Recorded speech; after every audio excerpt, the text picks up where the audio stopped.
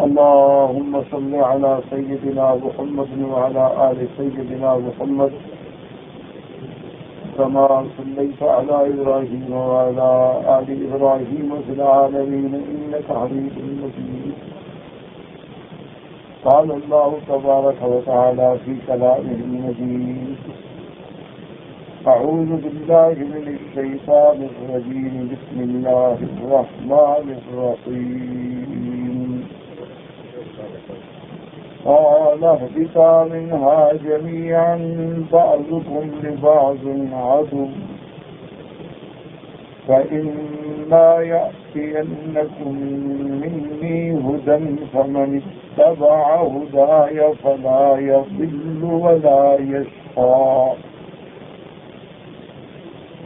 ومن أعرض عن ذكري فإن له معيشة ضنكا ونحشره يوم القيامة أعمى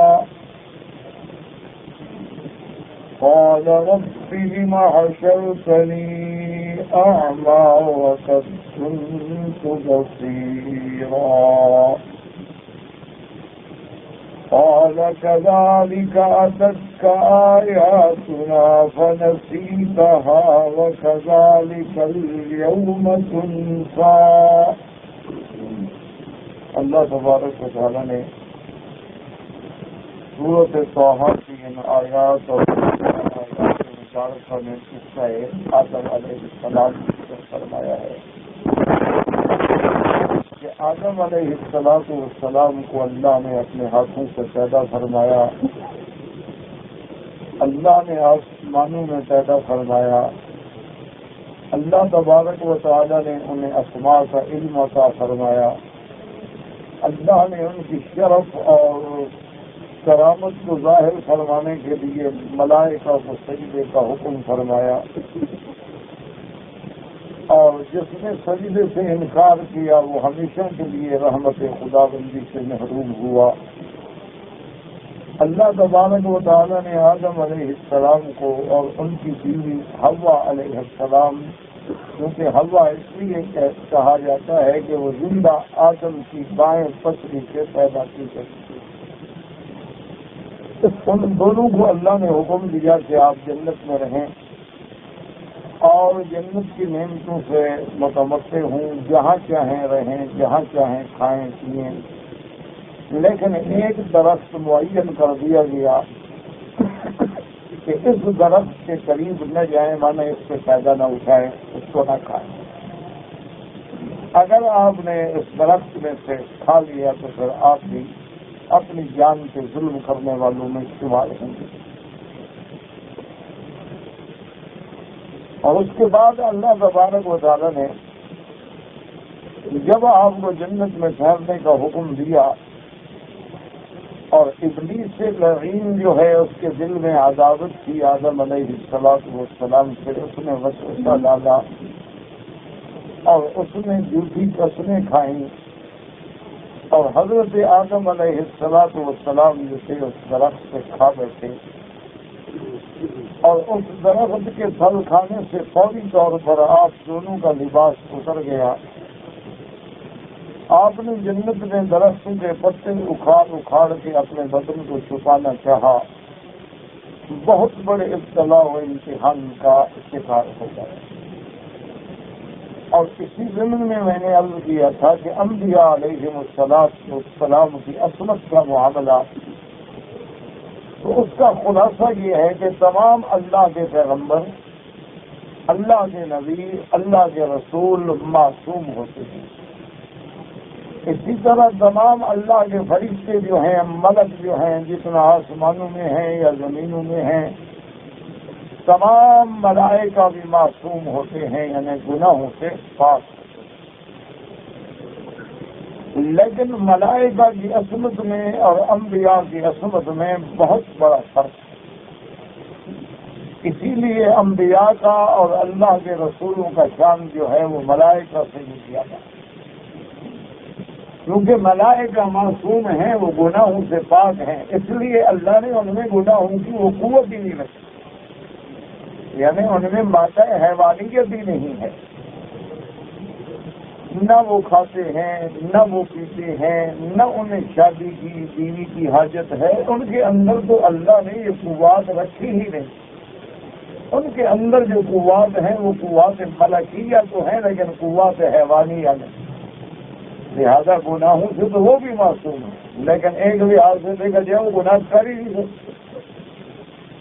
کمال تو انبیاء علیہم الصلاۃ والتسلیم کا ہے کہ جن کو اللہ نے بشر بنایا، اللہ نے انسان بنایا، اور اللہ تبارک و تعالیٰ نے سیدنا آدم علیہ السلام کی اولاد میں سے بنایا، اور اللہ نے ان میں وہ تمام قوتیں رکھی ہوئی انسانوں میں.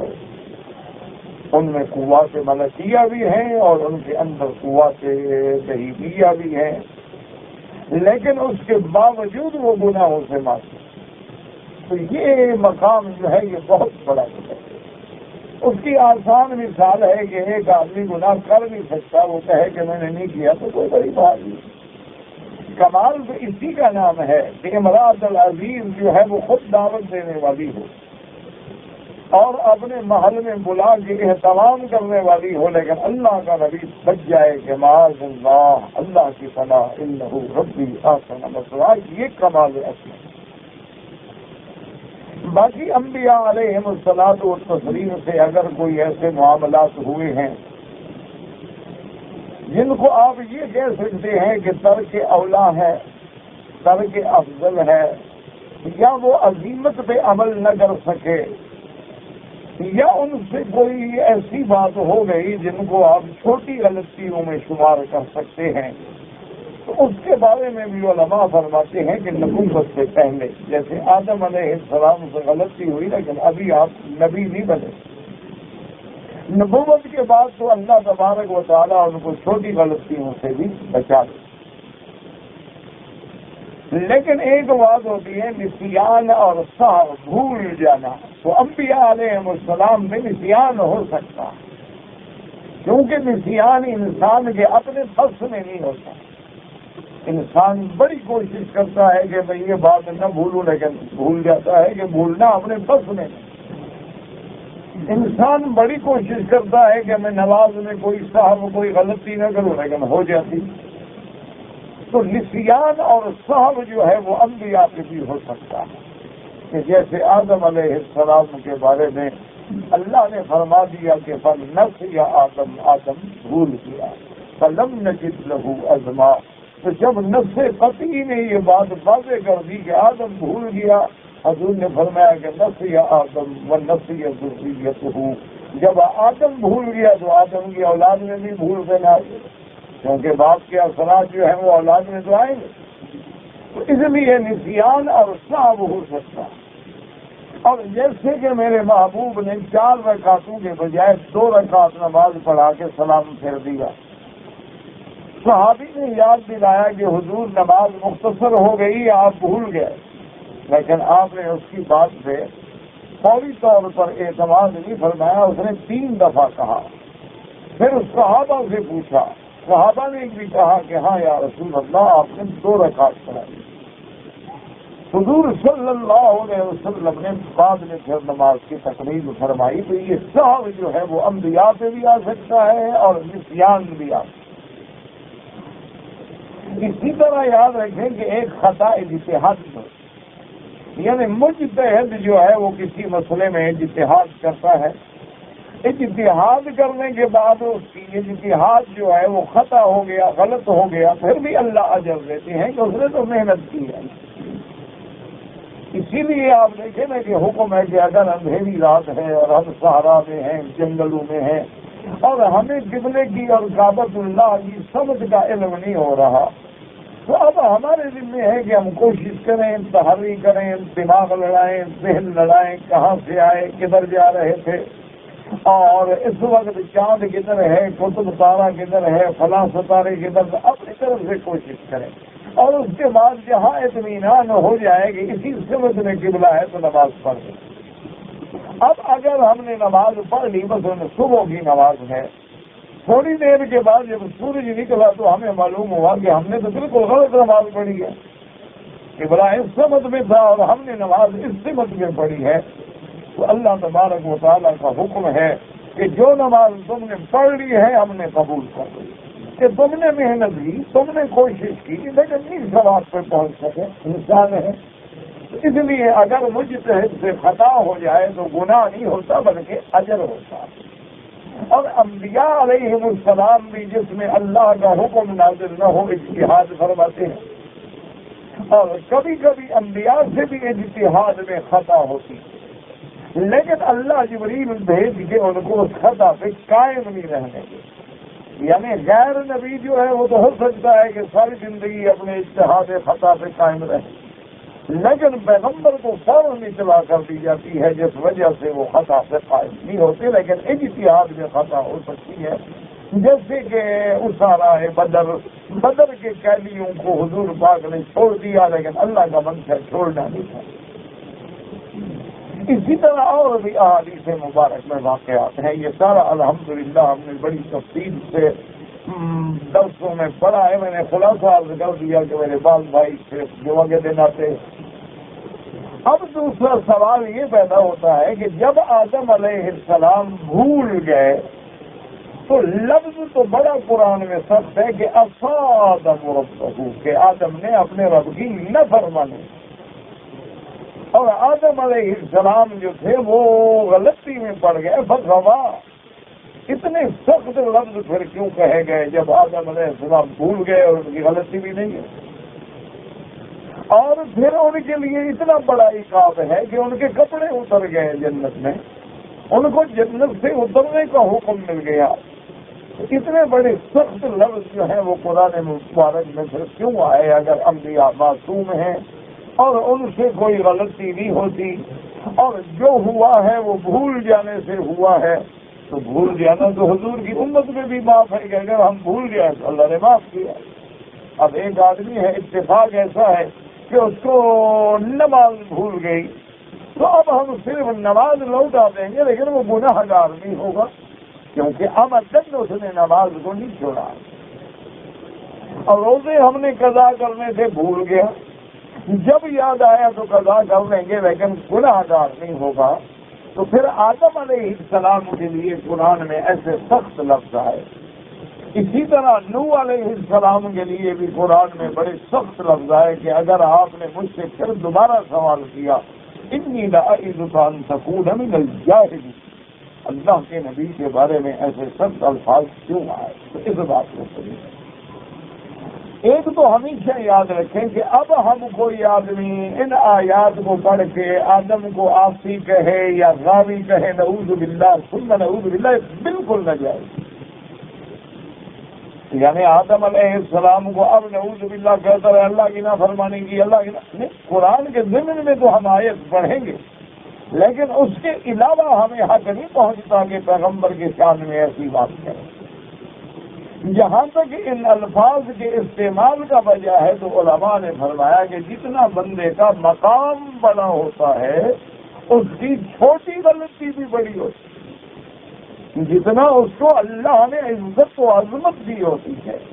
ایک عام آدمی کی غلطی ہے اور ایک عالم کی غلطی، ایک عام آدمی کی غلطی ہے اور ایک اصحاب رسول کی غلطی، ایک عام آدمی کی غلطی ہے اور ایک اہل بیت رسول کی غلطی۔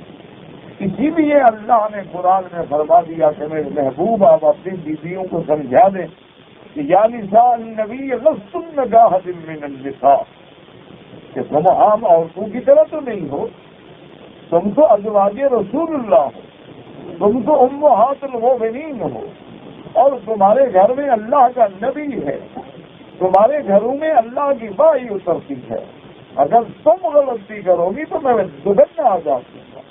اس لیے کہ ازواج رسول کا مقام بلند ہے۔ تو اس لیے ہمیشہ یاد رکھیں کہ جیسے اولیاء اللہ کا مقام ہے، آپ دیکھیں ان سے تہجد بھی چھوٹ جائے تو کئی دن تک روتے رہتے ہیں، حالانکہ تہجد چھوٹ گئی تو گناہ تو نہیں ہوا۔ تہجد ایک نفلی عبادت ہے، اگر پڑھ لیتے تو بہت بڑا اجر تھا، لیکن اگر نہیں پڑھ سکے تو نعوذ باللہ وہ گناہ نہیں۔ لیکن اولیاء اللہ روتے رہتے ہیں، اور ایک ہم ہے کہ سننے موقع بھی چھوٹ جائے تو کوئی بات نہیں، واجب بھی چھوٹ جائے تو کوئی بات نہیں۔ ایک اور ہمارے غافل بھائی ہیں، اگر فرض نماز بھی چھوٹ گیا ہے تو کوئی بات نہیں، پڑھ لیا نہیں پڑھا تو نہیں پڑھا۔ اس لیے جیسے جیسے مقام بلند ہوتا ہے، جیسے جیسے شان بلند ہوتی ہے، ان سے چاہے چھوٹی سی بھی غلطی ہو جائے تو ان کے لیے بہت بڑی غلطی شمار ہوتی ہے۔ اس لیے کہ مقام آدم کا تقاضا یہ تھا کہ اللہ نے علم آدم اسماء کلھا، اور اللہ نے مسجد الملائکہ بنایا، اللہ نے جنت میں ٹھہرایا، اللہ نے اپنے ہاتھوں سے بنایا، اللہ نے پھر بتلا بھی دیا کہ اس درخت کے قریب نہیں جانا ہے، لیکن پھر کہا بیٹھے تو اللہ کے سامنے آدم کی تو بہت بڑی غلطی۔ لہذا ہمیشہ یاد رکھیے کہ انبیاء گناہوں سے پاک ہیں، اللہ تبارک و تعالیٰ نے ان کو معصوم بنایا ہے، لیکن ان سے اگر کبھی ترک افضل بھی ہو جائے، ترک اولا بھی ہو جائے، تو وہ بھی اللہ کے ہاں ناراضگی کا باعث ہو جاتا ہے کہ آپ کی شان کو یہ دیتا نہیں تھا۔ ما کان لنبی ان یکون لہ اسریٰ، میرا محبوب آپ کو یہ بات نہیں پاتی، یعنی آپ کا شان اتنا بلند ہے، اس لیے اللہ نے فرمایا عصیٰ آدم ربہ فغویٰ۔ اور باقی یاد رکھیں کہ قرآن میں بتایا ہے کہ شیطان نے وسوسہ ڈالا۔ اب بعض مفسرین نے لکھا ہے کہ جی وسوسہ کیسے ڈالا، وہ سانپ کی شکل بن گیا، وہ سانپ بن کے اندر چلا گیا، وہ ایسا ہوا، یہ ساری باتیں ہیں جن کا حقیقت سے کوئی تعلق نہیں۔ اگر تم اپنے گھروں کی حفاظت کر سکتے ہو تو اللہ کے فرشتے جنت کی حفاظت نہیں کر سکتے کہ وہاں سانپ گھس جاتے۔ یہ ایک محض باتیں ہیں جو روایات اسرائیلیہ سے ہیں، جن کے اندر کوئی حقیقت نہیں، بلکہ بات ایسی ہے کہ اللہ نے شیطان کو بھی ایسی قوتیں استدراجیہ دی ہیں کہ ایک لمحے میں شیطان اپنی شکل بدل لیتا ہے، کبھی حیوان بن جاتا ہے، کبھی انسان بن جاتا ہے، کبھی گائے بن جاتا ہے، کبھی بکری بن جاتا ہے۔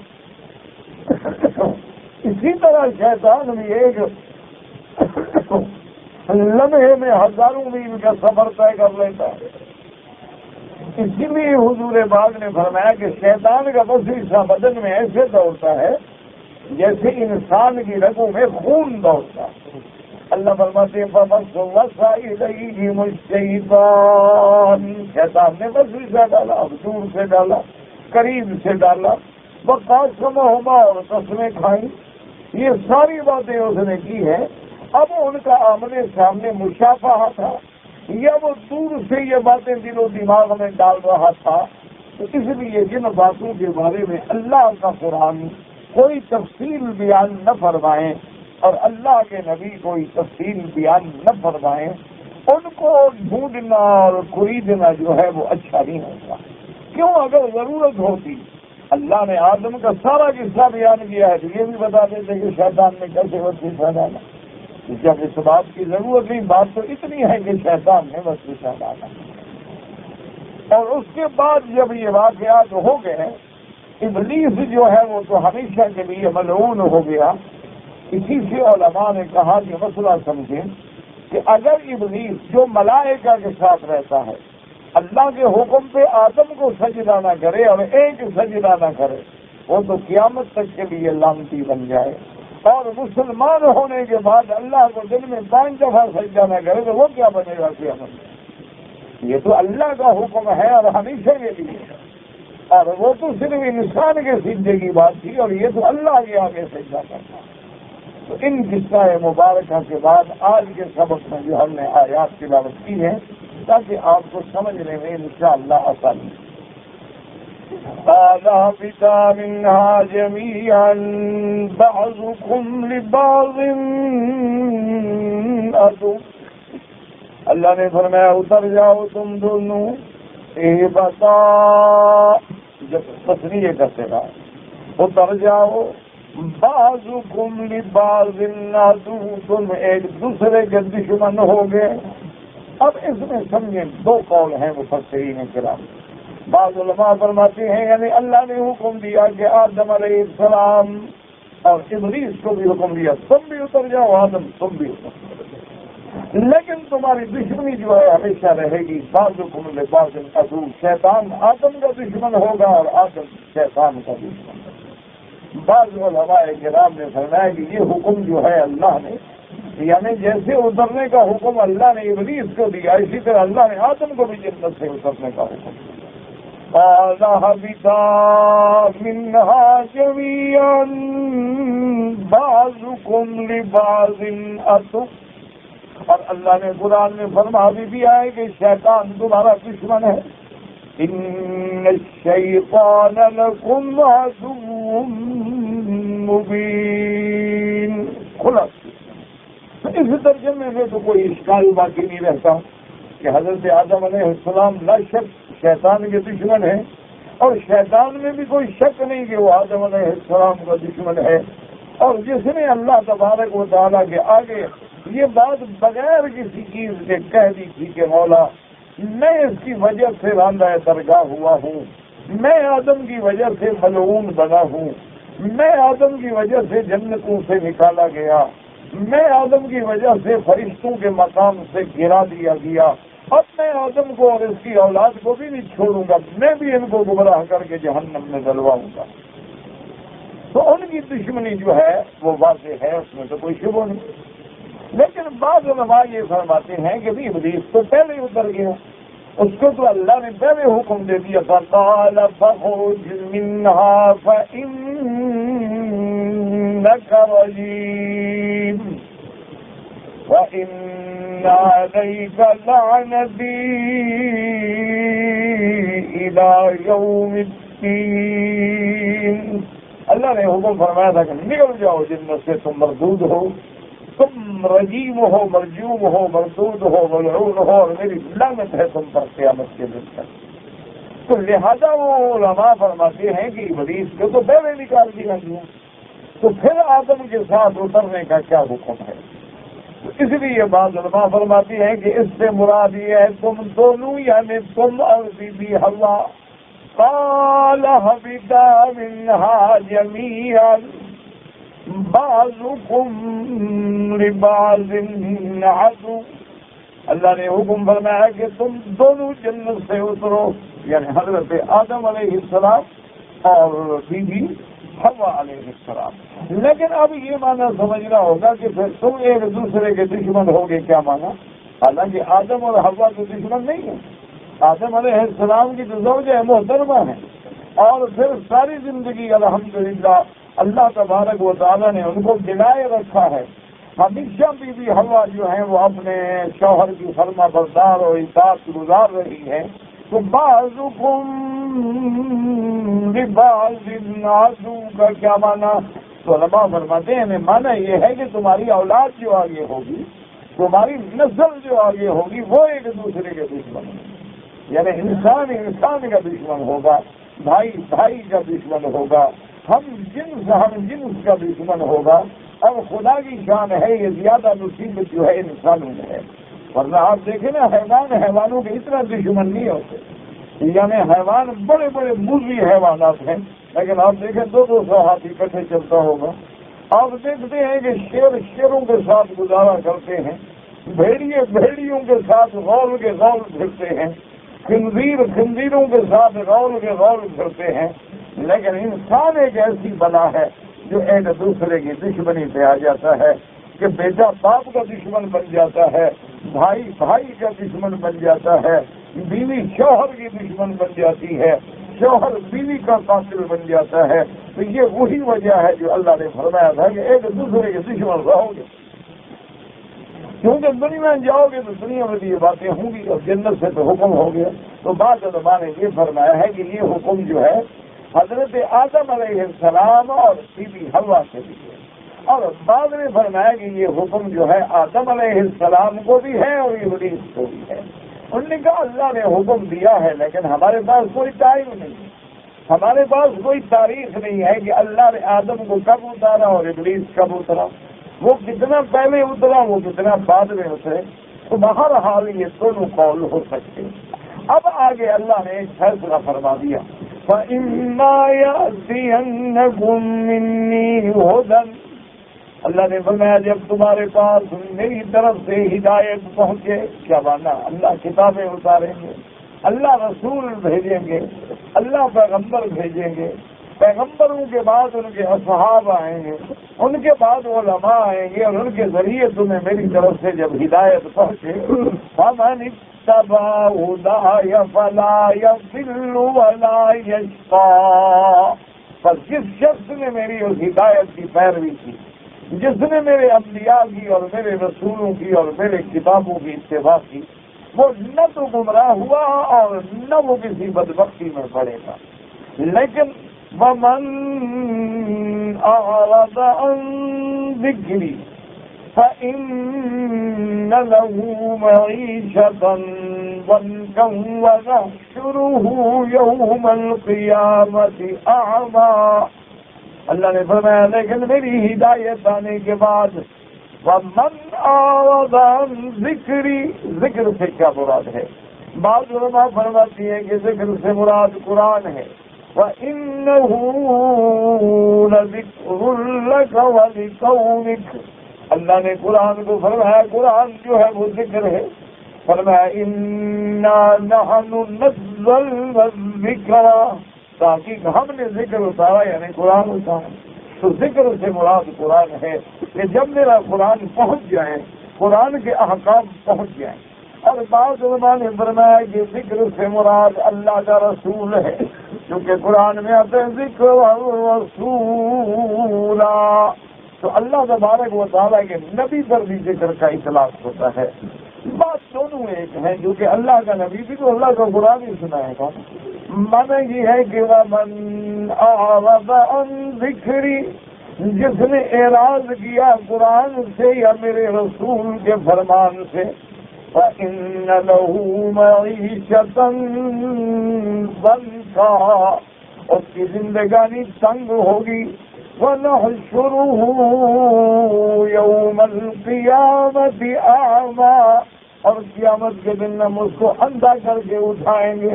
اب بات کو سمجھیں کہ من اعرض، اعراض کرنا، اعراض کے اندر دو قول ہیں، یاد رکھ لیں۔ ایک اعراض کا معنی یہ ہے کہ جو قرآن پر ایمان نہ لائے، اللہ کے رسول پہ ایمان نہ لائے، کافر ہو گیا، تو یہ اعراض ہے۔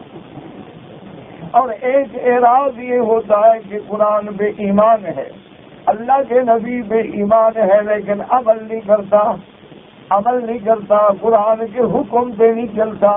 قرآن کا حکم ہے نمازیں پڑھو، لیکن نہیں پڑھتا ہے، کبھی پڑھتا ہے کبھی نہیں پڑھتا۔ قرآن کا حکم ہے کہ زکوٰۃ دو، کبھی دیتا ہے کبھی نہیں دیتا، کبھی پوری دیتا ہے کبھی کم دیتا۔ قرآن پاک کا حکم ہے کہ روزے رکھو، کبھی رکھتا ہے کبھی نہیں رکھتا۔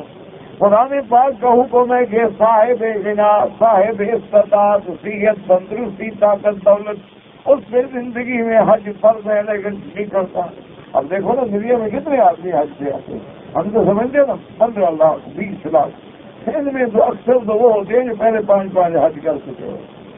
دوسری بات یہ ہے کہ 1 ارب 36 کروڑ دنیا میں مسلمان ہے، اگر 20 لاکھ بھی آئے تو کتنی نسبت کریں، یعنی تو 1% بھی نہیں بنتے۔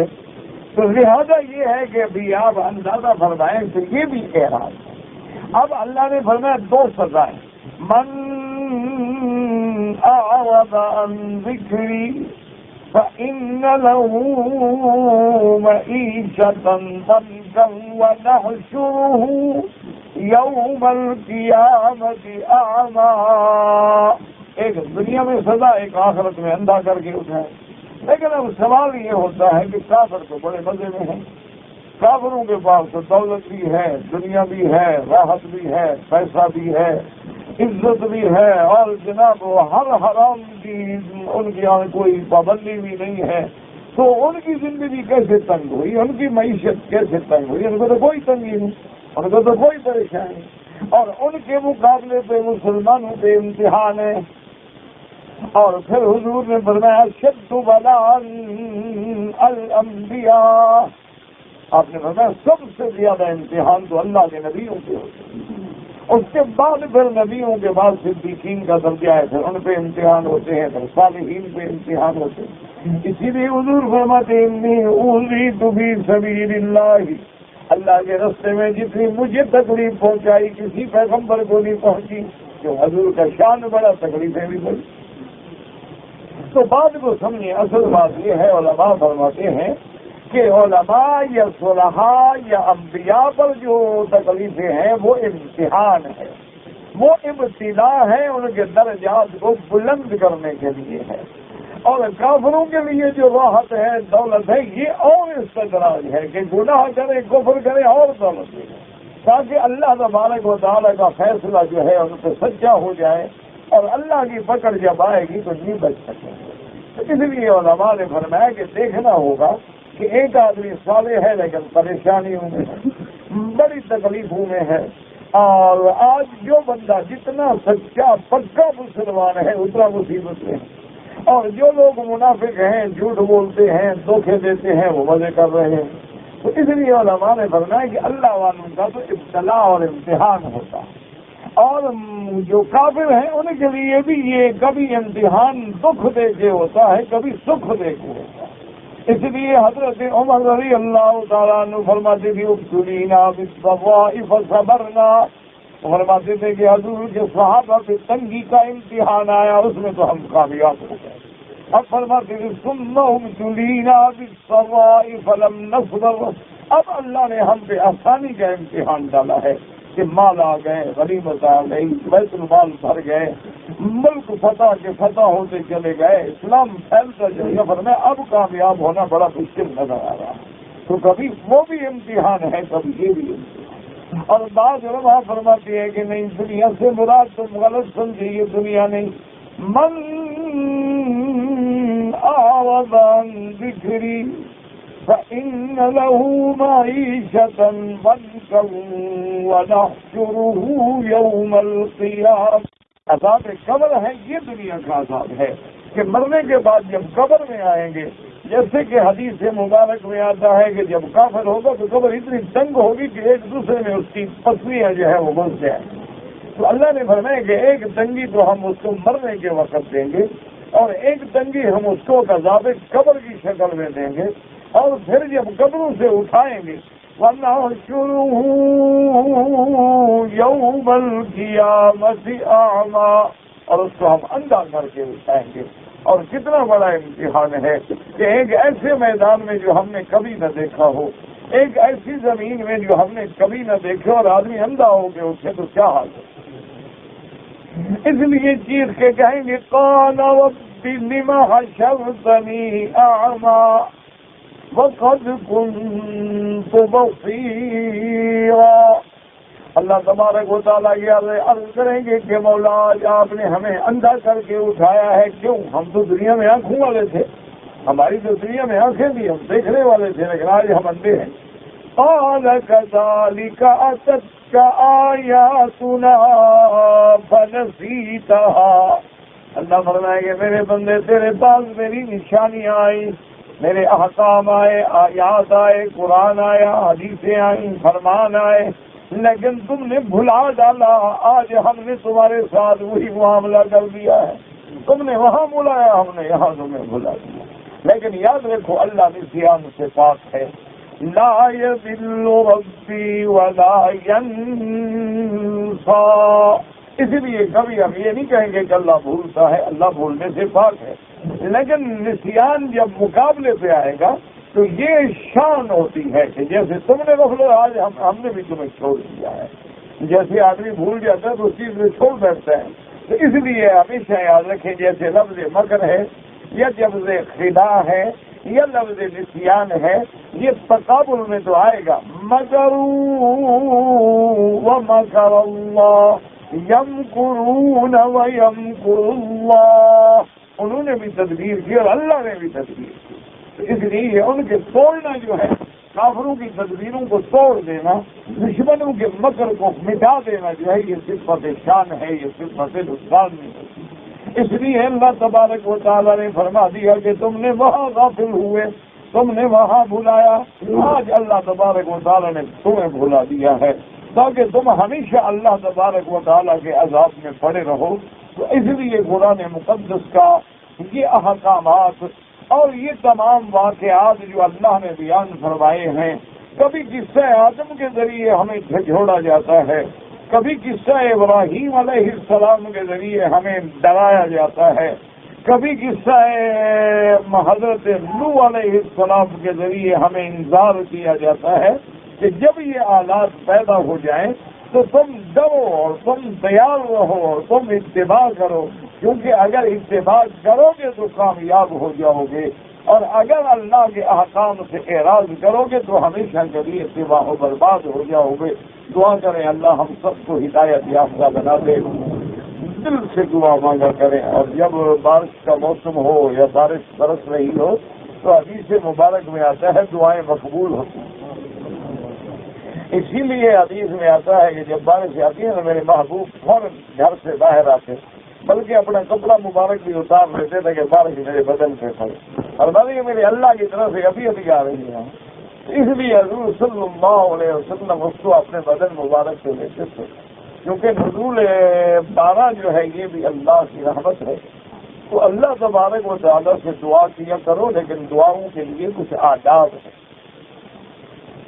ایک آداب تو میرے بھائی یہ ہے کہ خالص اخلاص سے اللہ سے مانگنا ہے، اور اس یقین سے مانگنا ہے کہ تیرے سوا غیر سے مانگنا شرک ہے، تو نے غیر سے منع کیا ہے اور اپنی ذات سے مانگنے کا خود حکم دیا ہے۔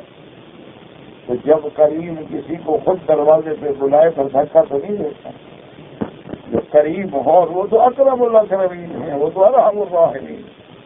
تو ایک تو اسی یقین سے، اور دوسرا حضور نے فرمایا یہ نہ کہا کرو یار بڑا عرصہ ہو گیا دعا کرتا ہوں قبول نہیں ہو رہی، اور میں ایسا نہ کیا کروں، اللہ کی رحمتوں سے نا امید نہ ہوا کرو۔ ہم غلام ہیں، ہم مملوک ہیں، مخلوق ہیں، بندے ہیں، ہمارا کام مانگنا ہے۔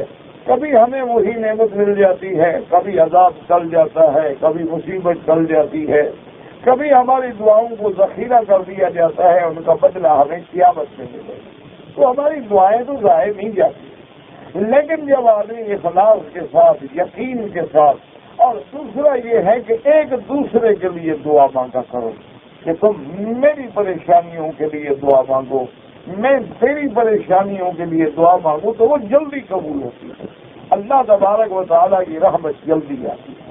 اور اسی طرح حضور کی ساری امت کے لیے دعا مانگا کرو، ربنا اغفر لنا ولاخواننا الذین سبقونا بالایمان۔ اسی طرح دعا ہے ربنا اغفر لی ولوالدی وللمؤمنین یوم یقوم الحساب۔ اس لیے جتنی دعائیں ہیں ہمیشہ جمع کے صیغے کے ساتھ آئی ہیں، ربنا اغفر لنا ذنوبنا ربنا آتنا ربنا لا تزغ قلوبنا۔ اس میں علماء نے کہا کہ فلسفہ یہ ہے کہ جب تم میرے لیے مانگو گے اور میں تمہارے لیے مانگوں گا تو رحمت فوراً جوش میں آ جائے گی، اور دعا جو ہے انظہار غیب جو ایک دوسرے کے لیے۔ اب دیکھیں نا ایک آدمی دعا کر رہا ہو جس کا ہمیں پتہ ہی نہ ہو، تو اس کی دعا میں کیسے اثر نہیں ہوگا، کیونکہ اس کی دعا میں کوئی ریا نہیں، کوئی دکھلاوا نہیں، کوئی لالچ نہیں، ہمیں تو پتہ ہی نہیں کہ وہ ہمارے لیے دعا مانگتا ہے۔ اسی لیے میں نے آپ کو عرض کیا تھا کہ حضرت شاہ جی رحمۃ اللہ علیہ کو جب بغاوت کے مقدمے میں انگریز کے دور میں مقدمہ چلا، یقین تھا 100% کہ آپ کو پھانسی کی سزا ہوگی، تو شاہ جی پیشی مدت کے جا رہے تھے ہائی کورٹ سے، تو راستے میں دیوار کے کونے سے ایک لڑکی کھڑی تھی، اس نے اشارے سے روکا، تو کوئی پولیس والے اچھے بھی ہوتے ہیں، حالانکہ انگریز کا دور تھا، تو انہوں نے کہا کیا بات ہے، انہوں نے کہا میں شاہ جی سے بات کرنا چاہتی ہوں۔ تو شاہ جی نے فرمایا کہ بھائی اجازت دو تو میں بات کر لوں، تو شاہ جی تو قید تھے نا، گرفتار تھے، تو انہوں نے کہا جی بات کر لو۔ تو اس نے کہا کہ شاہ جی میں ایک سید زادی ہوں، اور میں صرف آپ کی زیارت کے لیے آئی تھی، جس دن سے آپ پہ مقدمہ چلا ہے میں ساری رات اللہ کا قرآن پڑھ کے تیری رہائی کے لیے دعا کرتی ہوں۔ تو شاہ جی نے فرمایا اچھا بیٹی جاؤ، پھر سید اللہ کو بھی دنیا کی کوئی طاقت سزا نہیں دے سکتی کہ جس کے لیے گھر میں بیٹھ کے کماری بچیاں دعائیں مانگتی ہوں، مجھے کون سزا دے گا، مجھے کون تکلیف پہنچا سکتا ہے۔ تو اس لیے ہمیشہ یاد رکھیں کہ اس دعا میں اثر ہوتا ہے، ہمیں پتہ ہی نہیں کہ دعا مانگنے والا کون ہے، اس کا نام کیا ہے۔ اچھا تمہیں پتہ نہیں کہ میں نے تمہارے لیے دعا مانگی ہے یا نہیں مانگی ہے، تو اس لیے وہ دعائیں جو ہیں یقیناً کامیاب ہوتی ہیں۔ تو دل سے دعا کیا کریں، اور ہر دعا سے پہلے درود شریف پڑھا کریں اور ہر دعا ختم کرنے کے بعد بھی درود شریف پڑھا کریں، کیونکہ اگر دعا سے پہلے درود نہ پڑھا جائے یا بعد میں درود نہ پڑھا جائے تو وہ دعائیں درمیان میں اٹکی رہتی ہیں، وہ اللہ کے عرش پہ نہیں پہنچتی۔ اس لیے جب آدمی درود پڑھ کے دعا مانگتا ہے تو درود تو اللہ قبول فرمائیں گے، تو جب درود قبول ہوگا تو ہماری عرض بھی ساتھ چلی جائے، اس لیے پہلے بھی درود ہو بعد میں بھی، اور دعا سے پہلے اللہ کی حمد و ثنا کیا کریں۔ اچھا حمد و ثنا آپ کو نہیں آتی سورۃ فاتحہ پڑھ لی، اس میں سارا کچھ آ گیا، حمد بھی آ گئی، ثنا بھی آ گئی، تمجید بھی آ گئی، عبادت بھی آ گئی، استعانت بھی آ گئی، دعا بھی آ گئی، تو سورۃ فاتحہ اسی لیے سب سے افضل دعا ہے، تو سورۃ فاتحہ پڑھ لی۔ یہ سبحان اللہ والحمد للہ لا الہ الا اللہ اللہ اکبر، اسی طرح سبحان اللہ وبحمدہ سبحان اللہ العظیم، اسی طرح جو بھی آپ کو کلمات یاد ہوں تو اللہ کی حمد و ثنا، پہلے درود علی النبی المصطفیٰ، اور اس کے بعد جو ہے بالکل دل اور دماغ کو حاضر کر کے، کیونکہ جب تک ارتکاز توجہ نہ ہو تو کام نہیں بنتا، ایک ہمیشہ یاد رکھا جائے۔ اب دیکھیں نا مثلاً آپ نے یہ اینک پہننی ہے، توجہ کامل ہو تو آپ فوراً پہن لیں گے، اگر آپ ادھر ادھر دیکھ رہے ہیں تو کبھی ادھر ماریں گے، کبھی ادھر ماریں گے، کبھی ادھر ماریں گے، کیونکہ ارتکاز نہیں ہو رہا تو ایک چھوٹا سا کام نہیں ہوتا تو اتنا بڑا کام کیسے ہو؟ تو دعاؤں کے اندر جو ہے وہ ارتکاز ہو کہ جو بات زبان سے نکل رہی ہے دل بھی اس کے ساتھ موافقت کر رہا ہو، اور دعا مانگنے میں جب دل لگ رہا ہو، دعا مانگنے میں جب آنسو بہ رہے ہوں، دعا مانگنے میں جب لطف آ رہا ہو تو سمجھو آج اللہ راضی ہے، آج گھڑی ہے مانگنے کی، میں مانگ لوں۔ اس لیے حکم ہے کہ قلب غافل کے ساتھ بھی دعا نہ مانگی جائے، تو آپ ہمارے لیے، ہم آپ کے لیے دعائیں کیا کریں تاکہ اللہ ہم سب کی پریشانیاں اور ظاہری باطنی روحانی جسمانی بیماریاں سب دور فرما دیں۔ اب آج ان لوگ ہیں کہاں امتحان کے قابل ہیں۔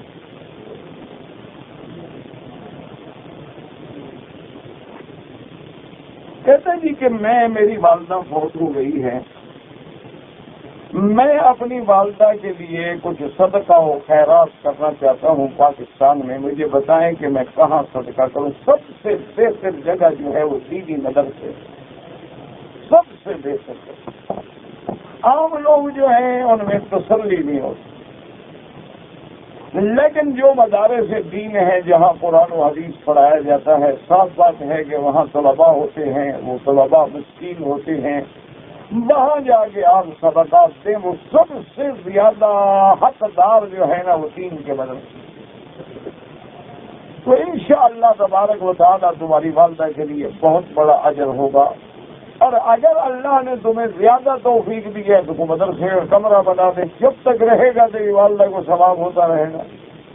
اچھا مسجد بنی ہوئی ہے لیکن وضو خانہ اچھا نہیں، اور وضو خانہ اچھا نہ ہو تو لوگ اس وجہ سے بھی نماز میں نہیں آتے کہ یار وہاں تو وضو کی جگہ نہیں، نماز کیسے پڑھیں گے؟ تو ایک اچھا وضو خانہ صاف ستھرا اور ایسے انداز میں بنوایا جائے کہ جب آدمی وضو کرے تو سارا پانی اس کے بدن میں نہ گرے، پانی نیچے محفوظ ہو۔ بڑے اچھے طریقے سے اگر آپ بنوا دیں گے تو جب تک لوگ نمازیں پڑھتے رہیں گے تیری والدہ کو ثواب پہنچتا رہے گا۔ اسی طرح بعض مدارس میں کتابوں کی کمی ہوتی ہے کہ 100 طالب ہیں اور کتابیں 50 ہیں، تو وہ بیچارے 2 طالب ایک کتاب سے بیٹھتے ہیں، تو ان کو اگر آپ کوئی کتابیں لے کے دے دیں گے تو جب تک وہ کتابیں پڑھی جائیں گی تمہاری والدہ کو ثواب پہنچتا رہے گا۔ اس لیے ہمیشہ صدقہ وہ کیا کریں جو قائم رہے، دائم رہے۔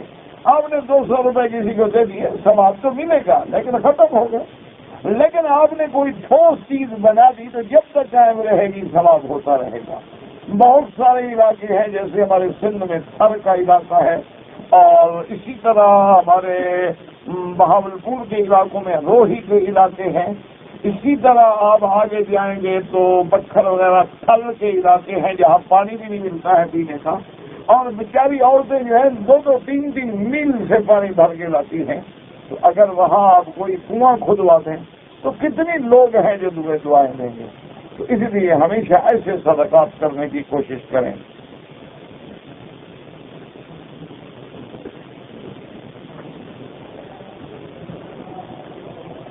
بہرحال اگر عورت میں لڑکی نے حیض کی حالت میں جو اس کی عادت کے دن تھے، مثلا اس کی عادت تھی 7 دن، 7 دن پورے ہو گئے، حیض بند ہو گیا، اس نے غسل کیا اور آگے طواف کیا، صفا مروا دوڑی، آخری چکر میں اس کو پھر احساس ہوا حیض کا، وہ حیض نہیں ہوتا، پھر وہ گرمی کی وجہ سے، موسم کی تبدیلی کی وجہ سے، محنت کی وجہ سے، چلنے کی وجہ سے ایسی چیزیں ہو جاتی ہیں۔ انشاءاللہ ان کا عمرہ ہو گیا اللہ کی رحمت سے۔ ہاں اگر ایک لڑکی کی عادت ہے 7 دن، مدینہ منورہ سے احرام باندھ کے آئی، 4 دن کے بعد خون بند ہو گیا، اس نے سمجھا بھی حیض ختم ہو گیا لہذا غسل کر کے میں عمرہ کروں، اگر اس نے عمرہ کیا دم پڑ گئی، کیونکہ ابھی اس کے دن مکمل نہیں گزرے تھے، ابھی وہ اچھی طرح پاک نہیں ہوئی۔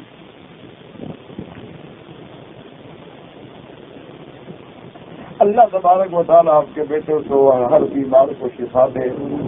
آپ میرے لیے بھی دعا کیا کریں، کچھ پریشانیاں بھی ہیں، کچھ تکلیفیں بھی ہیں، اسی لیے میں آپ لوگوں سے ہمیشہ یہی درخواست کرتا ہوں کہ نہ نذرانے، نہ نیاز، نہ کوئی اور چیز، صرف دعا، اور وہ بھی کوئی پابندی نہیں آپ پہ، جب یاد آ جائے۔ یہ بھی نہیں ہے کہ جی آپ روز میرے لیے نہیں، یہ ایسی باتیں میں نہیں کرتا ہوں جو آپ کر نہ سکیں۔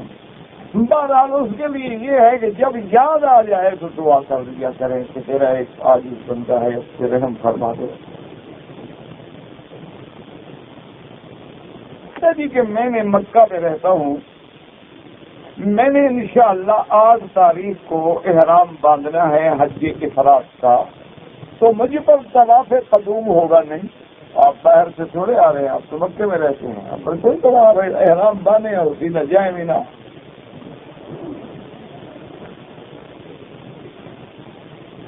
جی کہ میں دوسری شادی کرنا چاہتا ہوں، پہلی بیوی سے اجازت دینا ضروری ہے، شریعت میں تو ضروری نہیں ہے، باقی تمہارا قانون جانے تم جانو، تو ہم نہیں جانتے ہیں۔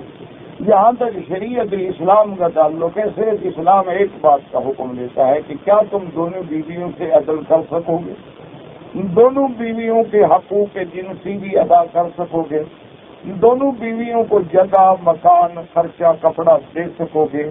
اگر اللہ نے یہ طاقت دی ہے کوئی بنا نہیں، بالکل شادی کریں، پہلی بیوی سے پوچھنے کی ضرورت ہی نہیں، اور اگر یہ نہیں ہے تو پھر جو ہے ایک سے گزارا کریں، اللہ تبارک و تعالی رحمت کرے۔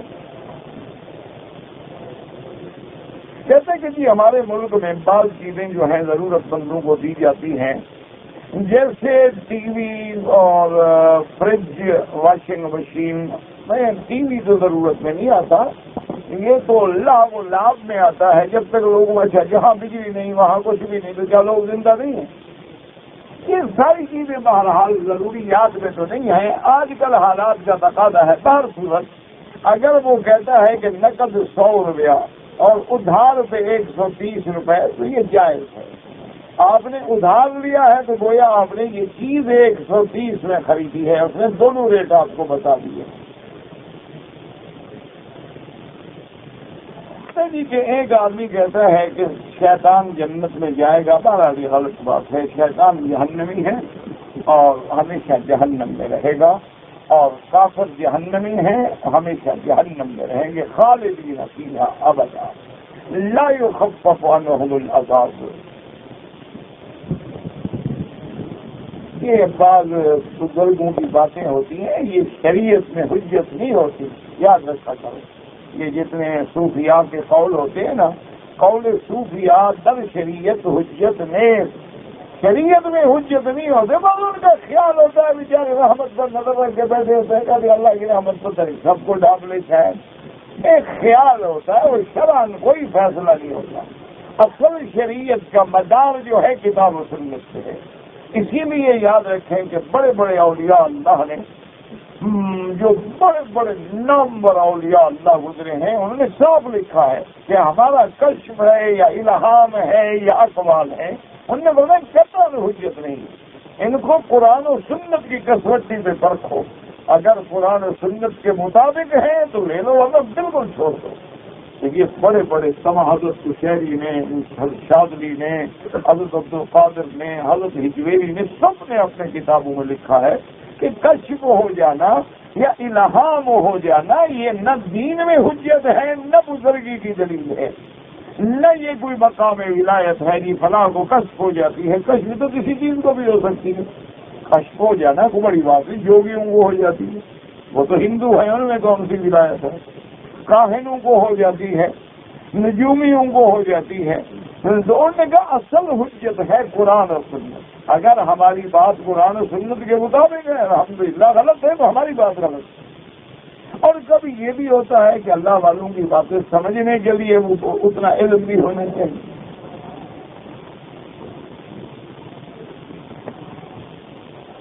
نماز و وحشت,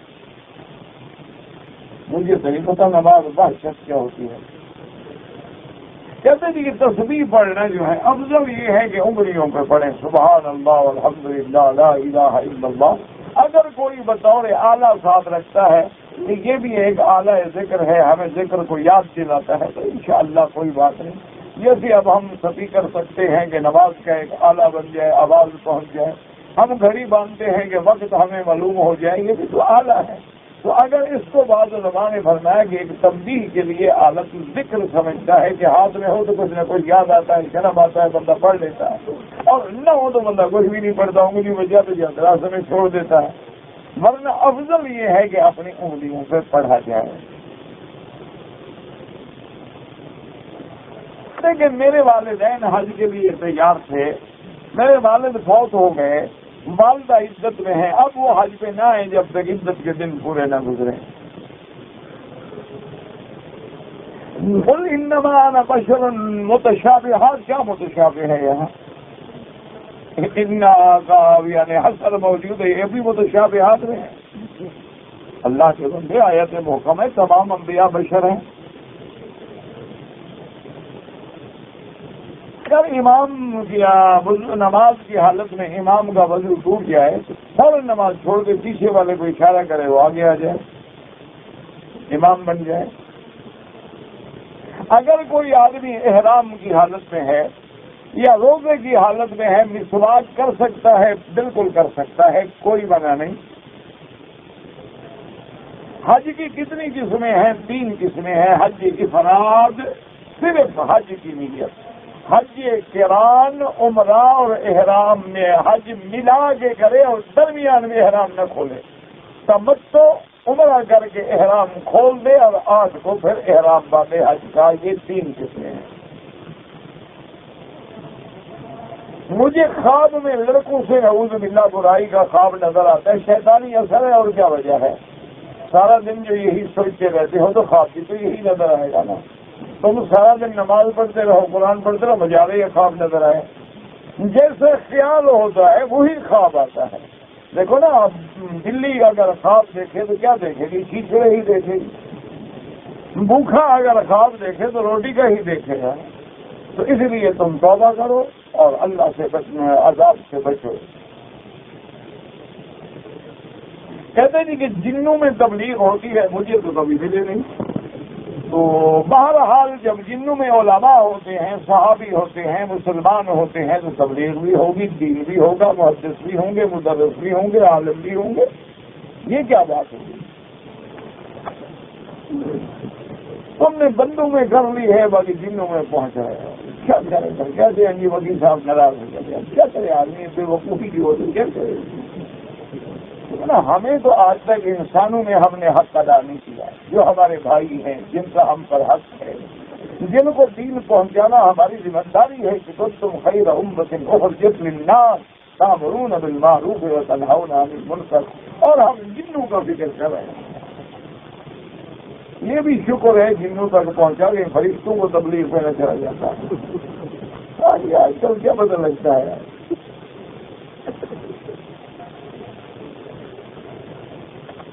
بہرحال اگر کسی عورت نے حیض کی حالت میں عمرہ کیا ہے, اس پر ایک بکری دم ہے اور توبہ بھی کرے کہ اس نے ناپاکی کی حالت میں طواف کیا ہے. توبہ بھی کرے اور ایک بکری دم بھی دے.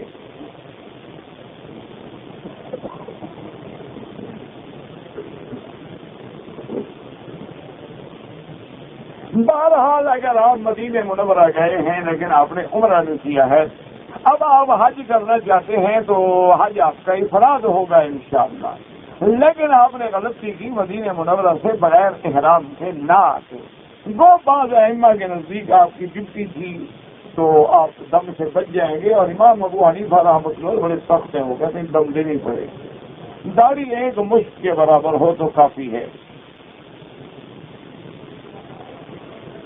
میرے والد زندہ ہیں لیکن معذور ہیں، میں ان کا حج بدل کروں؟ بالکل کریں، اگر آپ اپنا حج کر چکے ہو تو والد کا حج بدل کرو۔ ملتظم سینہ چمچانا حتیم رکاوٹ ہے، دیوار ہے، بطور کیا ہے؟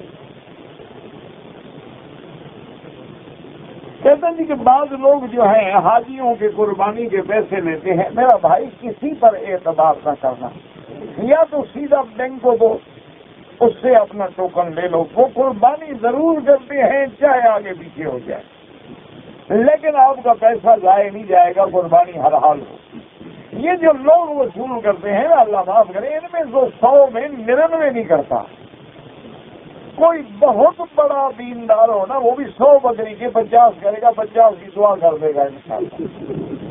ان کا بالکل اعتبار نہ کرنا اگر میری بات مانتے۔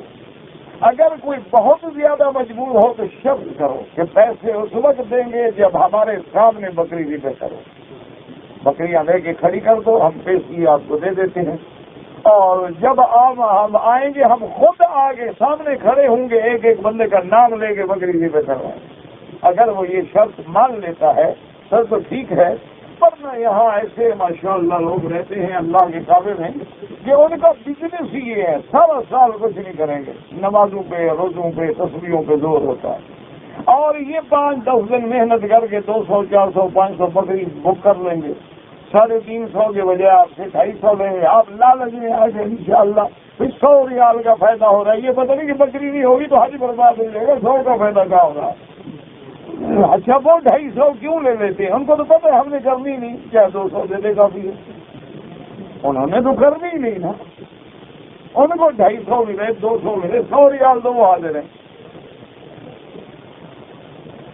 بالکل اعتبار نہ کرنا کسی سے، میرا مشورہ یہ، باقی تم جانا۔ اچھا بہت سارے لوگ تو یہ ہیں وہ میرے نام پہ وصولی کرتے ہیں۔ اب ایک مشکل یہ بھی ہو گئی، اللہ معاف کرے، دعا کرو اللہ ہدایت سے، پیسے بچاتے وہ سارے پیسے کھا جاتے ہیں، بچاتے ہیں، ناجائز ہے، اس بیچارے کی قربانی نہ ہوئی، حج برباد ہوا، ایک اور دم پڑ گئی، اور اس نے ناجائز کھایا، حقوق العباد ہے، جب تک ادا نہ کرے معاف بھی نہیں ہوگا۔ اگر آپ نے ریاض میں رہتے ہیں، اچھے مہینے سے یہاں ہیں تو آپ کا حج انفراد ہوگا۔ اگر آدمی نے شوال میں عمرہ کر لیا ہے تو حج ضروری ہے؟ بالکل ضروری نہیں، آپ نے پہلے حج کیا ہوا ہے، کوئی بات نہیں، آپ چاہیں تو حج کریں چاہے نہ کریں۔ اگر میں اپنی کمائی اپنے والد کو دوں اور میں کہوں کہ جائیداد خریدیں تو جائیداد میں وہ باقی میرے بھائی حصے دار ہوں گے، یہ تم وضاحت کرو کہ تم نے اپنی کمائی کا مالک اگر باپ کو بنا دیا ہے، اب باپ جائیداد خرید کرتا ہے تو سب کا حصہ ہے۔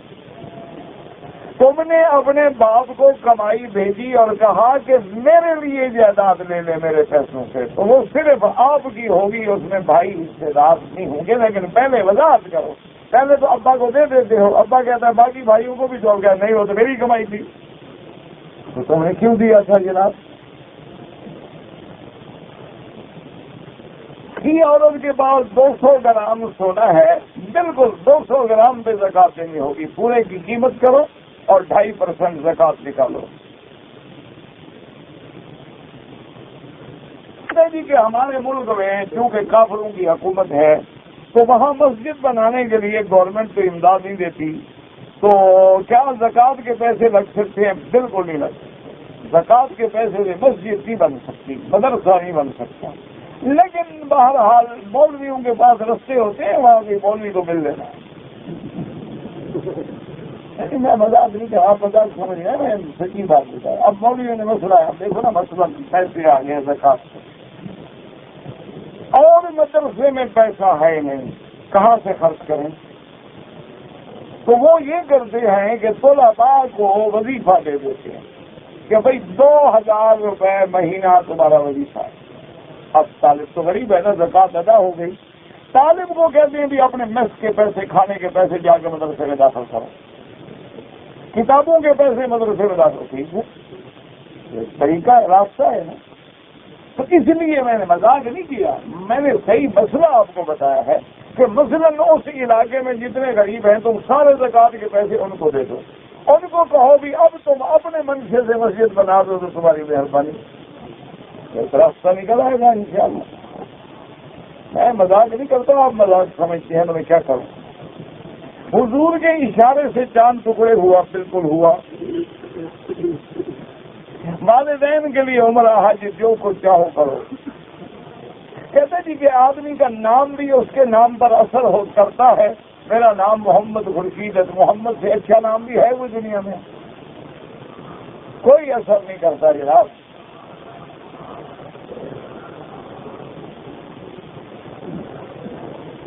کہتے جی یہ انسان جو ہے وہ جنوں سے شادی کر سکتا ہے، تجربہ کرو.